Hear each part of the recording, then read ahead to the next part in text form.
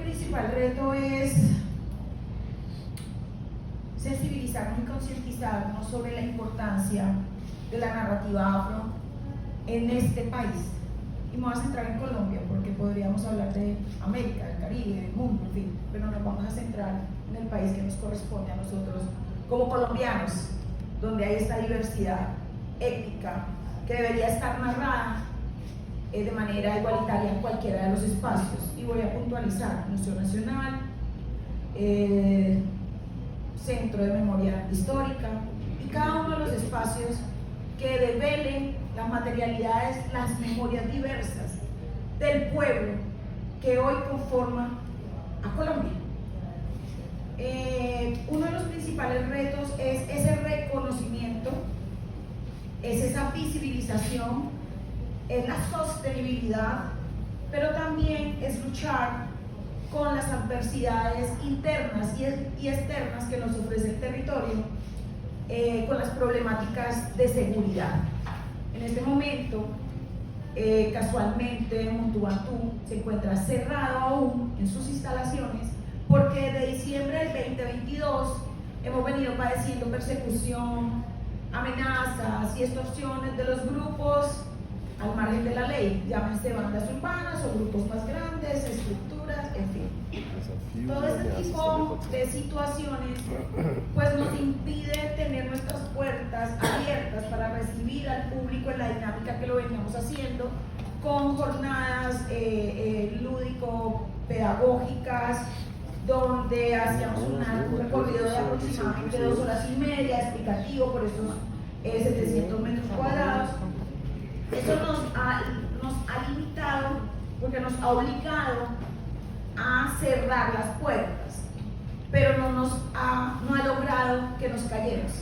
Por eso estamos participando en este tipo de actividades y en cualquier otra actividad, utilizando esos medios que son nuestras redes sociales para poder llegar a muchas más personas que estén de acuerdo con la narrativa, pero también aquellas que no. Nuestro eslogan es unidad en la diversidad, y es porque efectivamente lo que nosotros hacemos es promover esas diferentes memorias, y no solamente para hacer consciente a la gente negra, porque esta es una conciencia del país indistintamente del grupo étnico al que pertenezca cada uno. ¿A qué nos lleva esto? Nos lleva a que nosotros lo que hacemos desde ese espacio es tratar de mostrar esa raíz africana que resurgió en este nuevo mundo y que llegó a enriquecer este país hoy llamado Colombia. Las construcciones, las edificaciones, pero también las causas sociales, también las visiones, la cultura, la gastronomía y todo lo demás. Nosotros, otro de los retos principales que tenemos es poder tener esa financiación, porque en este momento no contamos con ella, y poder darle continuidad a los proyectos que venimos ejecutando. Uno de ellos es el semillero de recuperación de archivos en peligro, una experiencia con nuestra primera cohorte de 8 jóvenes, donde tuvieron la posibilidad de acercarse a documentos de más de 200 años que nunca habían leído, aprender a leerlos, pero también hacer un trabajo de catalogación, digitalización, y que ellos pudieran escribir un ensayo con ese trabajo que hoy se convirtió en una muestra física, un libro. Ahorita al final se los puedo enseñar, y permitirles a esos jóvenes del territorio entender que en esa diversidad de disciplinas que nos ofrece la academia podemos vivir nuestra afrodescendencia con dignidad para ayudar a cambiar las narrativas y los imaginarios sobre nosotros.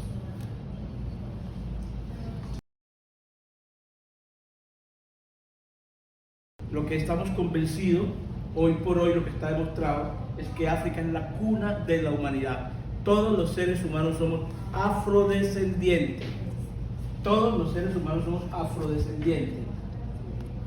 Y en segundo lugar,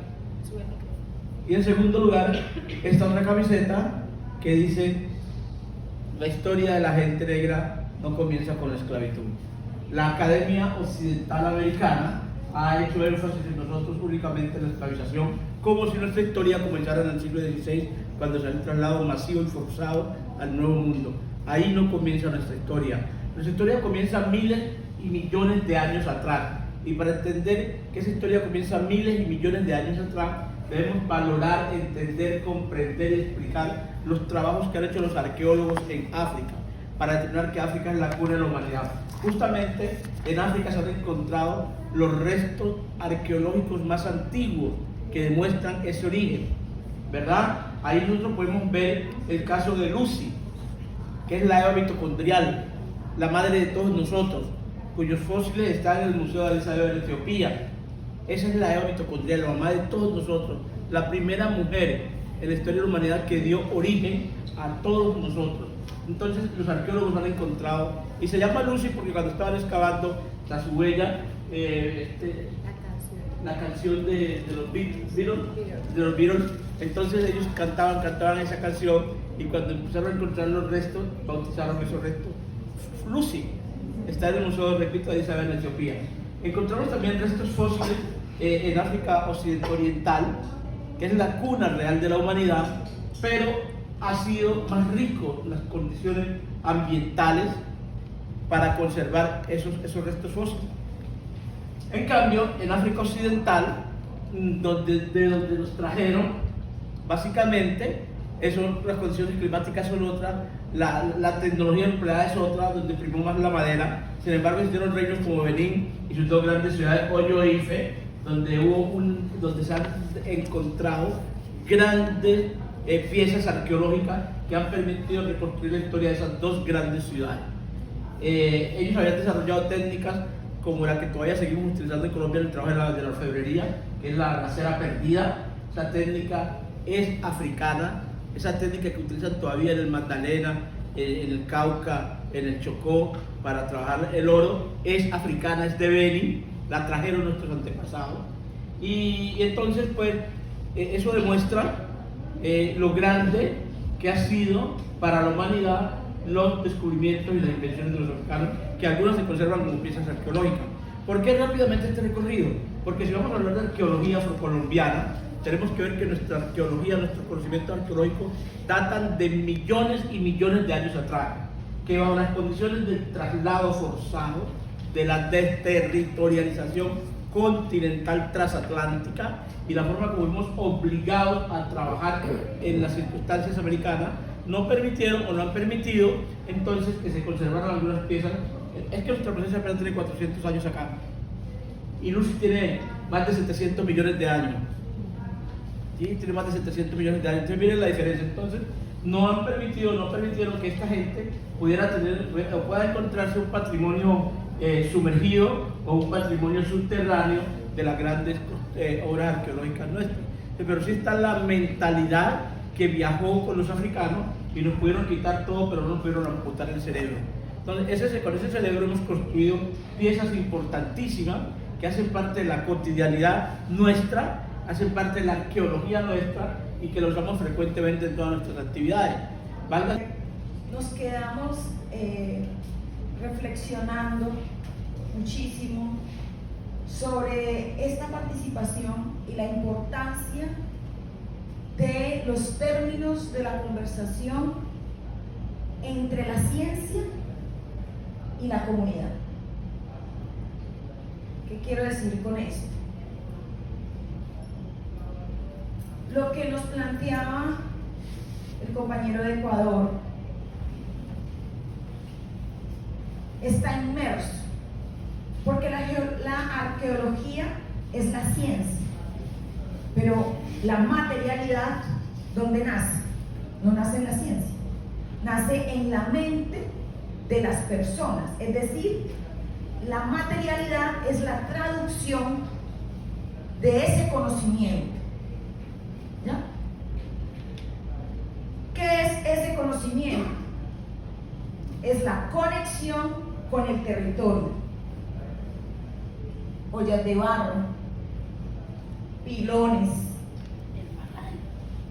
piedras de moler, camas, esteras,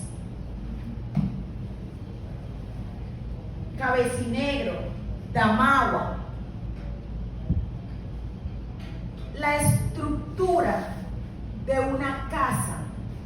de las comunidades afro, donde quiera que se vaya, de las comunidades indígenas, es una pieza arqueológica completa. Todo lo que está narrado ahí desde sus paredes en la materialidad son conocimientos arqueológicos desde la cotidianidad. Entonces ahí está la relación, es decir, es nuestro diario. Ahora, ¿qué es lo que necesitamos hacer? Que la arqueología como ciencia nos permita transformar desde la ciencia ese lugar donde nos enuncian, que es diferente al lugar donde nos enunciamos. Es decir, cambiemos los términos de conversación y nos veamos y nos reconozcamos y reconozcamos, esas epistemologías diferentes a las de Occidente, para que mucho más allá de reconocer la arqueología desde la ciencia, empecemos a reconocerla desde el saber que portamos las comunidades afro e indígenas.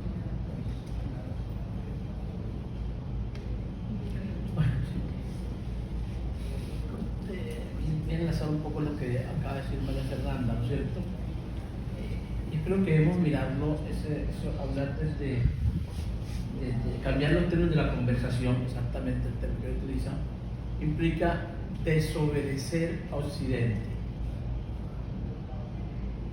Nosotros en la universidad nos forman o nos deforman más bien dentro de los cánones de la ciencia occidental, y lógicamente dentro de esos parámetros de la ciencia occidental no aparecen los pueblos negros e indígenas. Y la compañera, es que no tenemos arqueólogos, decía Catherine, es que tenemos arqueólogos, lo que pasa es que no tenemos arqueólogos con los títulos que siguen los cánones occidentales.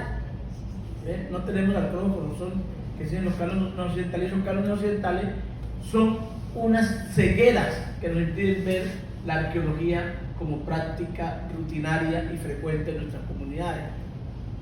Entonces, cuando nos hablan del arqueólogo, pensamos en los vestigios de un pasado súper remoto, de 1000, 2000, 4000 años de antigüedad, desconectado del presente, cuando tenemos la arqueología actual. Entonces yo creo que hay una desconexión de la universidad como institución, de la colonialidad con la comunidad. Entonces creo que tenemos que volver a la comunidad, cambiar la mirada, cambiar los términos de la conversación para poder encontrar entonces arqueología indígena, arqueología afrocolombiana, y cómo esos arqueólogos han estado conversando durante muchísimo tiempo. Si me lo permite, colocamos un ejemplo. Rápido. Rápido, muy rápido. Muy rápido. Nosotros no nos habíamos hecho muchas preguntas, hasta que en una ocasión en el sur de Córdoba, en una feria, nos empezaron a hacer esta pregunta sobre cómo esos señores de la feria habían logrado traducir con una materialidad un lenguaje animal que además se comunica. Y eso empezó a crearnos algunas inquietudes sobre esas piezas arqueológicas referidas a unos animales. Y después, accidentalmente, en un viaje en Kingston, Jamaica, entramos a un almacén y encontramos esto. Pero aquí viene lo importante. Empezamos la discusión con la señora porque le preguntábamos por la hembra. Y ella nos decía que la hembra no se hace. Nosotros decíamos, sí, en Colombia se hace la hembra. Eso es imposible, lo que se hace es el macho. Entonces nosotros decíamos, no señora, es una cosa sencilla. Esto es el concepto de diáspora explicado de forma didáctica. Los africanos que trajeron a América, vinieron muchos provenientes del mismo lugar y los dejaron en diferentes partes de América. Quizás los que llegaron aquí a Jamaica no encontraron la madera con cual sacar el sonido de la hembra, y los que llegaron a Cartagena y se dispersaron por diferentes puntos de Colombia encontraron la madera para sacar el sonido de la hembra y no del macho. Empezamos a seguir esas búsquedas. Entonces tenemos Jamaica, Colombia, y empezamos a seguir las búsquedas. El año pasado yo fui a África con la vicepresidenta y como estamos en esas búsquedas me fui a la comunidad Bantú en Sudáfrica, y de pronto encuentro este señor.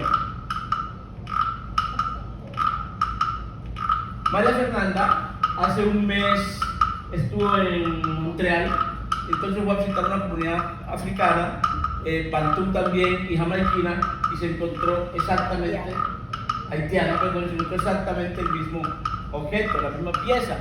Entonces, ¿esto qué nos lleva? La matriz africana. ¿Cómo este objeto, esta pieza arqueológica de matriz africana, pudo llegar a Jamaica?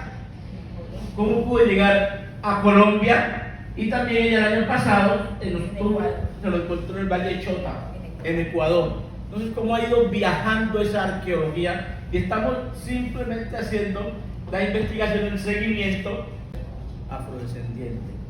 La pala del arqueólogo no debe irse primero a escarbar la tierra, el subsuelo, sino a escarbar en la tradición oral para poder penetrar en la memoria profunda de la gente negra, que es el lugar que ha sido el repositorio de toda su construcción social y material, que bajo las circunstancias nuevas del nuevo mundo, que no era ningún nuevo, entonces pudieron materializar esas ideas que aportaban por más de 1000 años en su inconsciente colectivo. Hablamos del inconsciente y del consciente colectivo. El inconsciente colectivo entonces nos permite encontrar en la mentalidad de la gente de Jamaica, en la mentalidad de la gente negra del Valle de Chota, en la mentalidad de la gente negra de Colombia, la forma, ¿cómo es? El arquetipo para poder materializar esas ideas. Por eso a ustedes y a todos nos parece que cuando visitamos una comunidad negra, nos parece que eso lo vimos en otra comunidad negra. Esas son las huellas, esos son los legados, esos son los imaginarios que han sobrevivido. Entonces yo creo que el primer sitio donde debe escarbarse siempre es en la tradición oral, porque ha sido el vehículo